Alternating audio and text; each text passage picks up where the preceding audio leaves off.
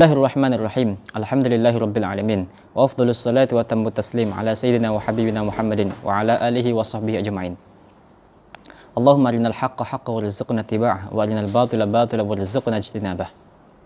Alhamdulillahirabbil alamin. Kembali kita bertemu pada kesempatan kali ini. Al-Fakir kembali ingin menanggapi Ustadz Imaduddin. Ya, pada video sebelumnya Al-Fakir sudah membantah beliau yang beliau mengatakan bahwasanya Syekhuna Muhammad Najih itu tidak paham fikih. Ya, Ustadz Imaduddin mengatakan bahwasanya yang namanya ketika seseorang itu ingin bersyahadah atau bersaksi bahwasanya fulan itu anaknya fulan, itu maka harus melihat orang tersebut secara langsung dan mendengarkannya juga secara langsung.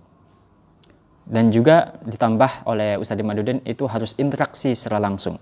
Ternyata ketika kita sudah baca kitab-kitab fikih, ya silakan lihat videonya kembali, itu salah besar. Bahkan Ustadz Imaduddin itu menyelisihi 4 mazhab, saudara.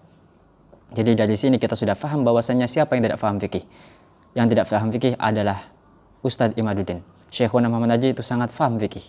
Sekali lagi Al-Fakir katakan bahwasanya Ustadz Imaduddin itu selalu mental ketika melawan Syekhuna Muhammad Najih. Jadi benar apa kata para santri-santri alim atau salah satu seorang santri alim yang mengatakan bahwasanya Ustadz Imaduddin itu nggak selevel dengan Syekhuna Muhammad Najih. Jauh, ya jauh.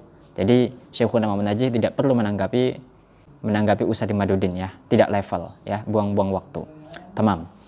Pada video kali ini Al-Fakir ingin membantah, ya, ini bantahan kedua. Kembali tulisan Ustadz Imaduddin setelahnya yang menyatakan bahwasanya itsbat nasab dengan syuhra wal istifadah itu harus pada hari ini atau sah ketika dilakukan hari ini, di mana orang yang mau diitsbatnya itu masih hidup.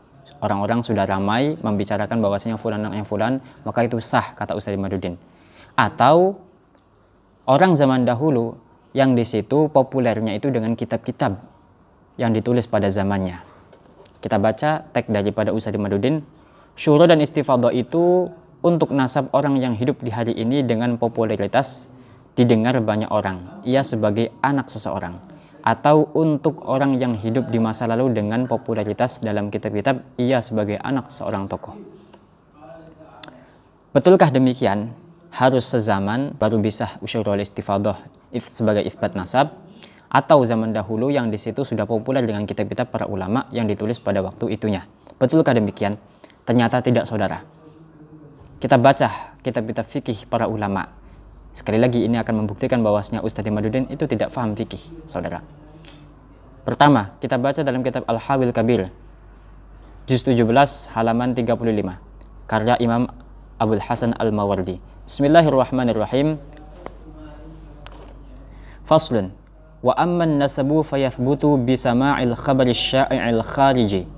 Adapun nasab itu bisa ditetapkan itu dengan sama'ul khabar, didengarkannya atau didapatkannya suatu informasi yang telah menyeluruh, telah menyebar, al-kharij yang di luar, ila haddil istifadati sampai derajat menyeluruh atau merata, fi awqatin mukhtalifah, perhatikan, pada waktu-waktu yang berbeda-beda, wa ahwalin mutabayinah, keadaan-keadaan yang berbeda, mim madahin daripada pujian, wa dhammin celaan, wa sakhatin marah, waridon dan ridho. Yasma'u an-nasu fiha ala ikhtilafihim. Orang-orang manusia itu sudah mendengarkan dengan segala berbagai perbedaan mereka. Yaqulun, mereka berkata bahwasanya hadza fulan ibnu fulan. Ya, bahwasanya fulan itu anaknya fulan. Bahwasanya fulan itu anaknya fulan. Manusia, orang-orang itu sudah mengetahui atau sudah mendengarkan bahwasanya orang-orang mengatakan bahwasanya fulan anaknya fulan, ya sudah, khalas. Fayakhussunahu bin nasabi ila abin, maka mereka menetapkan atau mengkhususkan, mengspesifikasikan bahwasannya dia itu nasabnya kepada seorang bapak. Au ya'ummunahu binasabin, atau mereka mengumumkan, mengeneralisasikan nasabnya a'la, yang lebih tinggi. Binasabin a'la, nasab yang lebih tinggi. Fayaqulun hadza min Bani Hashim, itu maksudnya. Nasab a'la itu maksudnya adalah dinisbatkan kepada suatu golongan. Bahwasanya fulan itu dari Bani Hashim, au min Bani Umayyah, gitu ya. Oke. Dari ibarat itu dijelaskan bahwasanya ketika seseorang dengan segala perbedaannya mereka sudah menyatakan, sudah ramai, sudah membicarakan bahwasanya fulan itu anaknya fulan, atau lebih umum lagi fulan itu dari bangsa fulan, maka itu diterima. Kemudian ini yang lebih soreh dalam kitab Mughnil Muhtaj ila Ma'rifati Ma'ani Al-Fadhil Minhaj juz 6 halaman 377. Walahu asyhadatu bitasamu'i ala nasabin min abin aw qabilatin wa kadza ummun fil asahhi.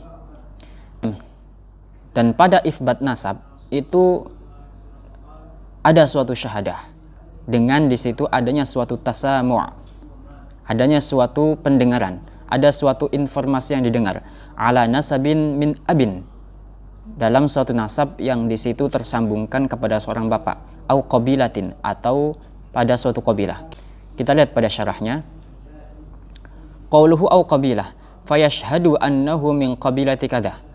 Ya, maka seorang itu bisa bersaksi bahwasanya fulan itu anaknya fulan dari qabilah fulan gitu ya. Li'annahu la madkhala lirru'yati fih. Karena apa? Yang namanya itsbat nasab itu tidak bisa dengan dilihat, saudara. Tidak bisa dilihat, tidak bisa melihatnya secara langsung. Oh, itu anaknya fulan karena saya melihat, nggak bisa. Melihat dari mana? Melihat dari mana? Kalau mau melihat, itu melihat daripada seseorang tersebut itu ketika dilahirkan dari rahim fulanah. Jadi Ustadz Imaduddin kalau konsisten dengan kaidahnya harus melihatnya, maka Ustadz Imaduddin sekali lagi saya katakan harus melihat, ya, harus melihat praktek melahirkannya seorang perempuan terhadap anaknya, agar bisa diisbat secara langsung betul-betul bahwasannya seorang fulan itu anaknya fulanah atau anaknya fulan bapaknya, gitu ya. Karena tidak bisa dilihat, saudara, nggak bisa. Bagaimana melihatnya? Semuanya itu hanya ghalabatul dhann, bahwasanya fulan itu dilahirkan oleh seorang perempuan dan perempuan itu suaminya. Oke, kelas, gitu aja, nggak perlu memperumit. La madkhala li ru'yati fi fa inna ghayatal mumkin ayyushahidal wiladata 'alal firash. Ya, paling mentoknya, yang paling dimungkinkan itu seseorang itu bisa melihat atau bisa menyaksikan bahwasanya fulan itu dilahirkan oleh fulanah, gitu aja. Wa dzalik la yufidul qat'a, itu tidak bisa memberikan konotasi yang qat'i atau hasil yang qat'i. Balil zahir faqat, secara zahirnya saja, oh fulan anaknya fulan. Oke. Jadi tidak bisa dilihat ya, saudara, tidak bisa dilihat. Wal hajatu da'iyatun ila itsbatil ansab, dan kebutuhan menuntut untuk apa? Untuk itsbatun nasab ilal ajdad al mutawaffina wal qabail al qadimah fasumiha fih. Dan hajat itu menuntut untuk itsbatun nasab kepada kakek-kakek yang telah wafat dan qabail yang dulu, saudara. Fasumiha fih, dan itu dimaaf, itu ditoleransi, saudara. Ini perhatikan dalam kitab fikih ini, saudara, ya, bahwasanya kita sah-sah saja dan memang bisa seperti itu, dan itu memang ketentuannya, bahwasanya apa? Dalam itsbat nasab, orang-orang yang telah dahulu wafat, kakek-kakeknya sudah wafat, itu sah. Atau kabilah yang di situ sudah jauh-jauh hari, sudah berpuluh-puluh abad, itu sah, saudara. Ya, sah saja ketika mengitsbat seseorang. Fasumiha fi, maka itu dimaaf atau ditoleransi. Qala Ibnul Munzir wa hadza mimma la a'lamu fihi khilafan. Kata Imam Ibnu Munzir, beliau seorang ulama faqih yang di situ pakar dalam memetakan suatu permasalahan apakah itu ijma' atau tidak. Kata Imam Ibnu Munzir, masalah seperti ini yaitu apa? Masalah itsbatun nasab dari ajdad, kakek-kakek yang telah dahulu atau qabail yang kuno dulu, ya. Itu diperbolehkan tanpa adanya suatu kitab atau bukti pas waktu zaman itunya, ya, itu tidak ada khilaf, atau bahasa di sini mimma la a'lamu fihi khilafan, aku tidak mengetahui adanya suatu khilaf. Jadi sah, saudara. Senada juga dikatakan oleh Al-Imam Asy-Syilbini, ya, Al-Khatib Asy-Syilbini dalam kitabnya Hasyiah Al-Bujairimi 'alal Khatib, ya, beliau mengatakan dalam juz 4 halaman 433, wal hajatu da'iyatun ila itsbatil insan ilal ajdad al mutawaffina wal qabail al qadimah fasumiha fih. Qala Ibnul Munzir wa hadza mimma la a'lamu fihi khilafan. Ya, itu sangat-sangat persis sekali. Jadi saudara, dari sini kita sudah bisa memberikan suatu natijah atau konklusi bahwasannya dalam pengifbatan nasab dengan syuhrah wal istifadah itu tidak disyaratkan adanya suatu informasi pas waktu zaman itunya. Ya, bisa dari jarak jauh, tidak harus pada zaman itunya, atau untuk hari ini saja, tidak harus. Bisa juga untuk ifbat nasab dari zaman dahulu kala. Orang yang berada di zaman dahulu kala, di mana ketika di situ ditemukan suatu data tertentu yang mengifbat nasab tersebut kepada seseorang, maka itu sah.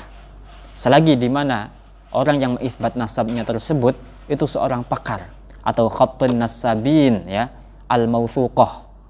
Ya, saudara, dari sini sudah sangat jelas bahwasanya Ustadz Imaduddin tidak paham fikih, saudara. Tidak paham fikih, bahkan menyelisih 4 mazhab yang mengada-ngada. Beliau mengada-ngada sendiri syaratnya, dibuat-buat sendiri, malah ikut dengan seorang orientalis yang meragukan hadis Rasulullah SAW. Oke, itu saja secara singkat. Kurang lebihnya mohon maaf. Assalamualaikum warahmatullahi wabarakatuh.